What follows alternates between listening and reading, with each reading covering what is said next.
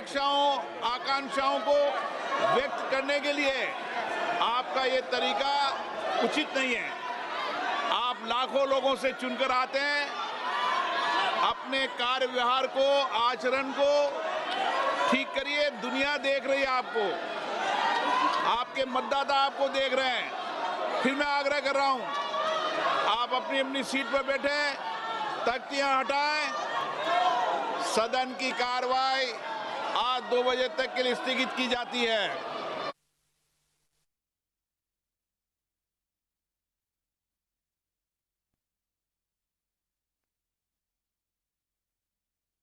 यह असफल रहा।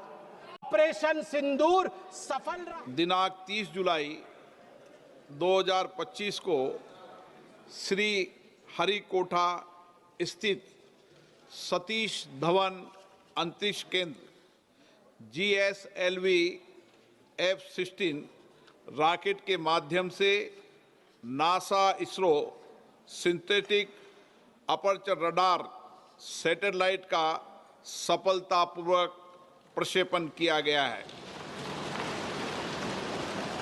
ये अपनी तरह का पहला मिशन है जिसके माध्यम से इस उपग्रह को सूर्य समकालिक ध्रुवीय कक्षा में स्थापित किया गया है। इस उपग्रह को माइक्रोवेव इमेजिंग के उद्देश्य से भारत के इसरो और US के नासा द्वारा संयुक्त रूप से विकसित किया गया है। इस मिशन का उद्देश्य वैश्विक लैंड इकोसिस्टम तथा समुद्री क्षेत्रों का अध्ययन करना है। हमें अंतरिक्ष वैज्ञानिकों की इस उत्कृष्ट उपलब्धि पर अत्यंत गर्व है। ये सभा इस सफलता के लिए भारतीय अंतरिक्ष अनुसंधान संगठन के वैज्ञानिकों की टीम को बधाई देती है और उनके द्वारा भविष्य में किए जाने वाले प्रयासों में के लिए सफलता की कामना करती है।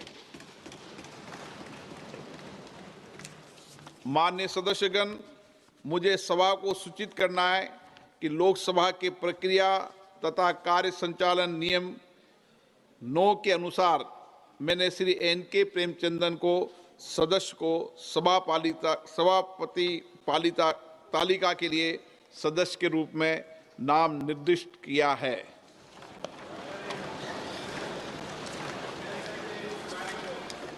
प्रश्न संख्या 161 एडवोकेट फ्रांसिस जॉर्ज।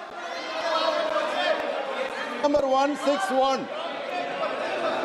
माननीय मंत्री महोदय, माननीय अध्यक्ष जी, उत्तर पत्र में रख दिया गया है। मेंबर, सर प्रश्न संख्या 162 सर पाडा। सर माननीय मंत्री महोदय, सर माननीय अध्यक्ष जी, उत्तर पत्र में रख दिया गया है। माननीय सदस्य,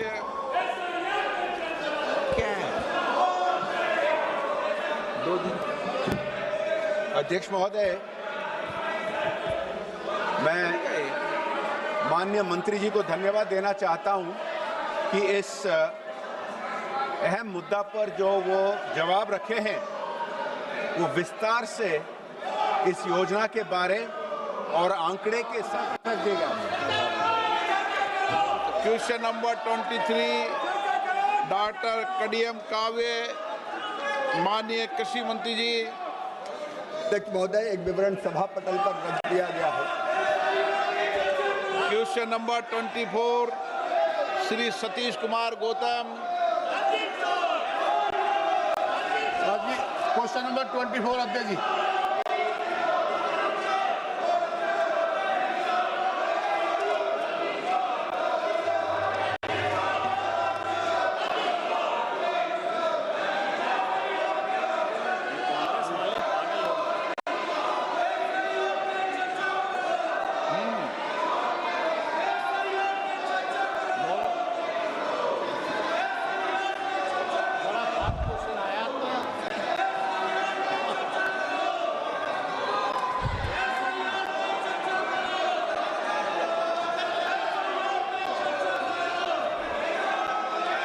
सदन के पटल पे रखा है।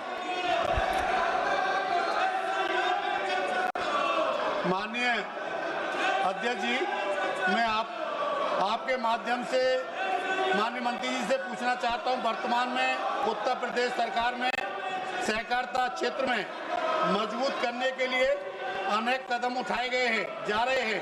इसी क्रम में BBSL SSL के माध्यम से विभिन्न बीजों पर क्या काम चल रहा है? माननीय अध्यक्ष महोदय, हम सबको पता है कि देश में तकरीबन 8 लाख सहकारी संस्थाएं हैं और देश में उससे सीधे 30 करोड़ लोग सदस्य के तौर पर इस सहकारी संस्था से जुड़े हुए हैं। आज इस देश की 50% से ज़्यादा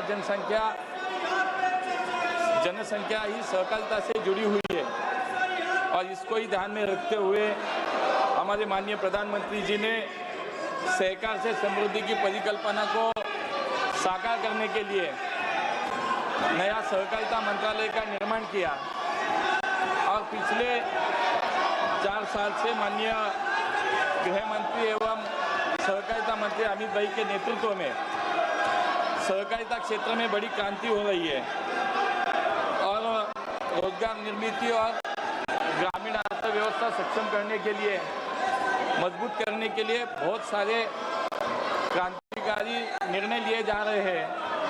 बहुत सारी पहले लाई गई है, जैसे कि हम सबको पता है कि सहकारिता का मुख्य जो घटक है वो है पैक्स और इसी पैक्स को सक्षम बनाने के लिए बहुत सारे कदम उठाए जा रहे हैं। उसमें 3 मल्टी स्टेट सोसाइटीज की स्थापना की गई, जिसमें कृषि उत्पाद के निर्यात को प्रोत्साहन देने के लिए NCL, जैविक उत्पादन को बढ़ावा देने के लिए NCOL और इसी के साथ स्वदेशी बीज बैंक बनाने के लिए और पारंपरिक मीठे बीजों का संवर्धन और प्रसार के लिए BBSSL की स्थापना की गई।